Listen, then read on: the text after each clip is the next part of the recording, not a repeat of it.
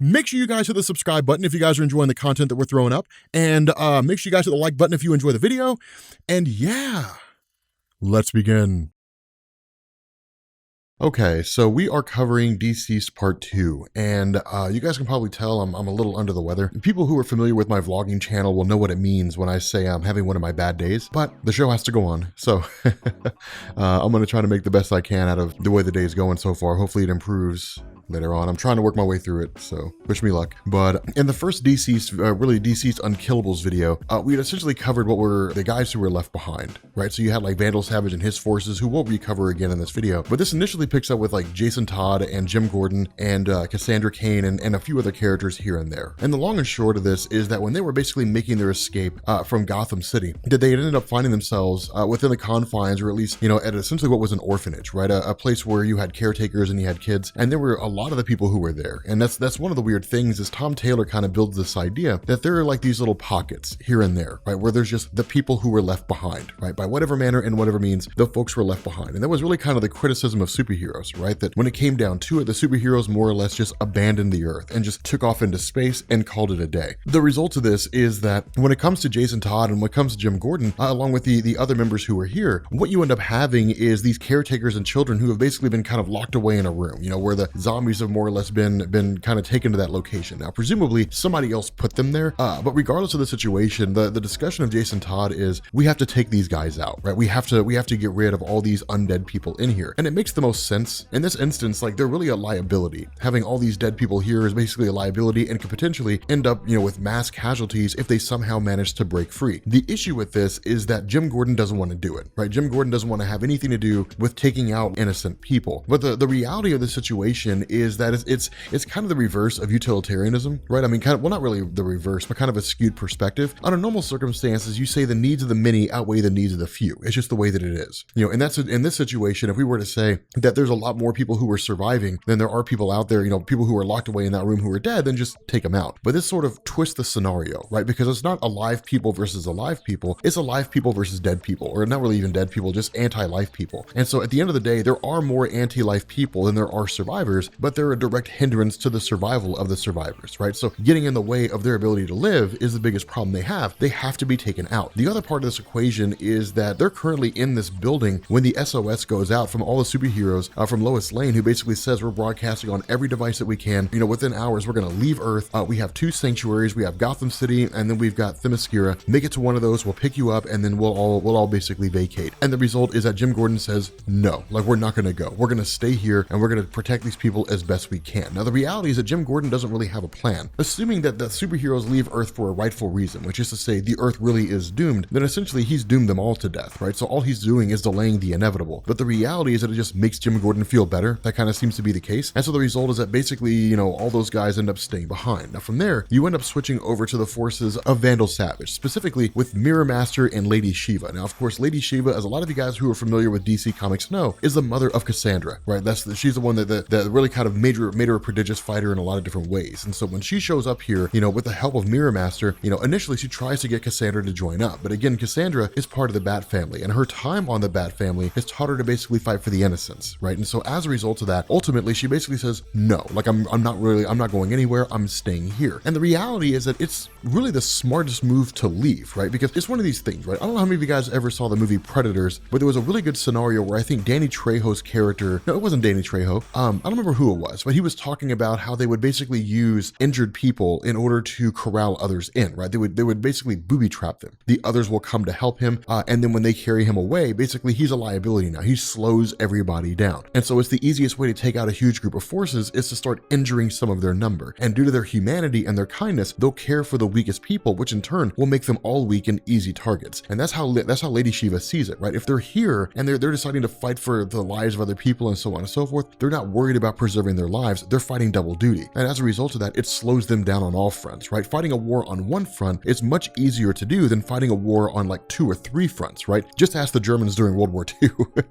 But the fact remains here here that regardless of the scenario, that you end up having, of course, Jason Todd who intervenes and says, what in the hell is going on here? And you got Jim Gordon who shows up and so on. And ultimately Cassandra just basically again kind of reiterates and says, I'm not going with you, right? I'm staying here. I'm staying here with my family. I'm not going to some place and leaving everybody else behind. And so the result of this is switching back over to Vandal Savage with everybody. What we end up finding out is the idea of taking Mirror Master or using him as a means to get her to her daughter is a big no-no. And the reason why is because the reality is Mirror Master is probably one of the most capable characters out there. He's not the most powerful, but he's one of the most capable, because anytime there's a mirror or a window, he can pass from one location to the next, right? He can be anywhere at once, like anywhere in any location in the world. It's just how his powers work. And that's why I always thought that Mirror Master was probably one of the most underrated characters in all of DC Comics. But the idea is that Vandal Savage sees Mirror Master as their escape plan, right? That if things pop off, if somehow their area is invaded, that Mirror Master can take them all into a mirror and then take them into that kind of nexus of mirrors, and then they can come out anywhere else, right? But it's the escape plan, right? Because people can't really follow Mirror Master. Once he passes through, then you're done. There's no real way to get anybody through anymore. If he doesn't take you, you don't go. And so as a result of that, Lady Shiva, of course, kind of gets a stern talking to about, all right, this is an issue and so on. And so,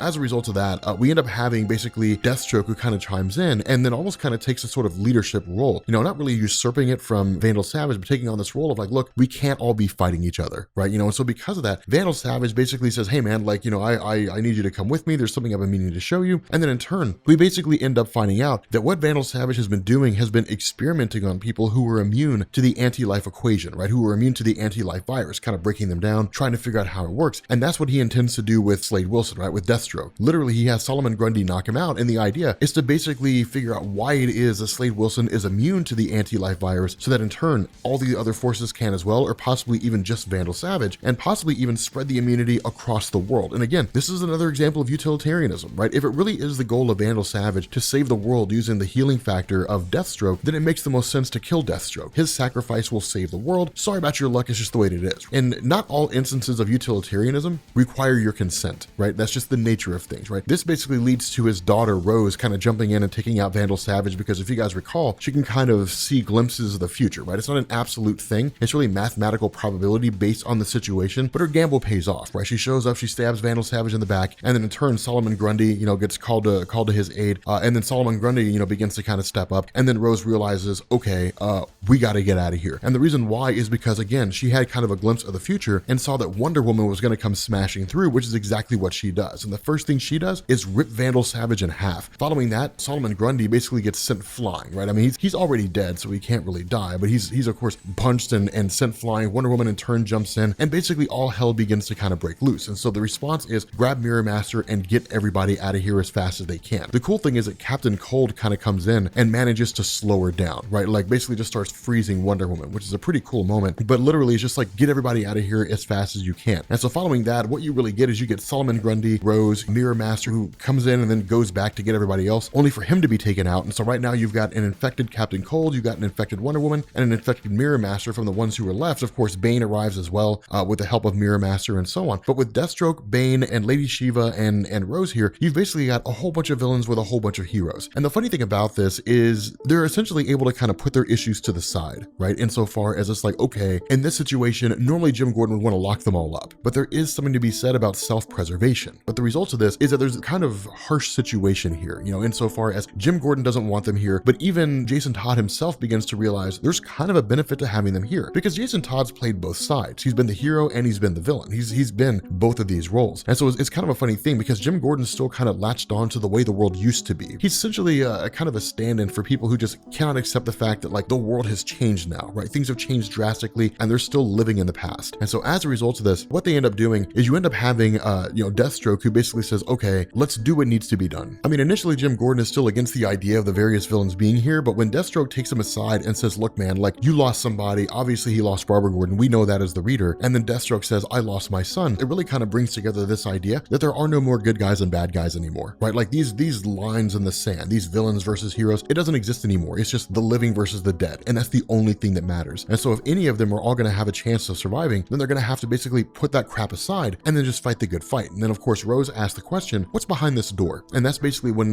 all the villains are revealed, like there's all these or I guess all these guys are revealed, there's all these dead people out here. And it's kind of a crazy thing, because they're like, you have to kill them. You have to kill them all, otherwise they become a liability. And the truth of this is that Jim Gordon is the only one who's really against it. And so they basically say, hey man, like go to the kids, make up an excuse for why there's some gunfire, but like we'll take care of this here. Now this is when we end up finding out the fate of Billy Batson, right? This is when we end up learning what happened to him. And it's kind of a crazy thing because people have been wondering what happened to Shazam. And Jason Todd basically notices him. He's just one single kid in the crowd. And Jason Todd simply just says, you know, that was Billy Batson, but he's basically dead now. And he really kind of seems to hit on the idea that he was Shazam at one point in time. And so that's why things are kind of wild, because basically they open fire and they essentially kill everybody. Now, as most of you guys know, when Billy Batson dies in his human form, of course, being unable to shout the word Shazam, he dies, you know, the whole concept dies as well. Now, the powers of Shazam can still be given to someone. Presumably, those powers basically leave Billy Batson's body and then travel back to the wizard, who in turn can bestow those powers on anybody else. But it's not like the Incredible Hulk, right? Like where you go to shoot Bruce Banner and the Incredible Hulk will manifest and basically save Bruce's life. It doesn't really work that way, right? You know, Shazam is not really autonomous if he's inside the body of Billy Batson and he hasn't really emerged yet. And so following that, over the course of the next 3 months, you kind of get this training montage, right? Where these traditional villains more or less are training the kids on how to fight, right? You know, it's not enough to simply take care of them. They have to learn how to fight, how to hold their own, that kind of a thing. You get a bit of a romance going on between Jason Todd and Rose, but not a whole lot to speak of here, right? Setting up some plot threads that'll be important later on, but at the moment, they're not super important at all. Instead, what ends up happening is, of course, you have Bane kind of walking through this hallway, doing this patrol, and then, of course, he comes upon Ace the Bat Hound, and then as soon as that happens, Mirror Master pops out of a window, and then immediately attacks Bane. And then following that, all hell breaks loose. Mirror Master starts popping up in all these different windows, trying to snatch up kids. Deadshot saves one of them. Floyd ends up getting taken, you know, by saving this little kid. Floyd Lawton basically ends up dying in the process. Everything's literally popping off. And so when they all kind of consolidate back into a singular location, Cassandra Cain basically comes in and says, we're all screwed. And when the question is why, it's because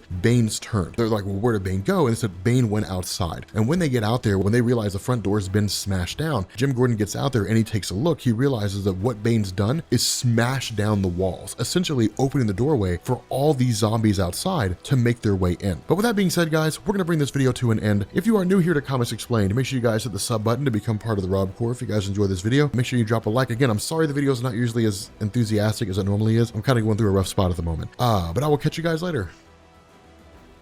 Peace.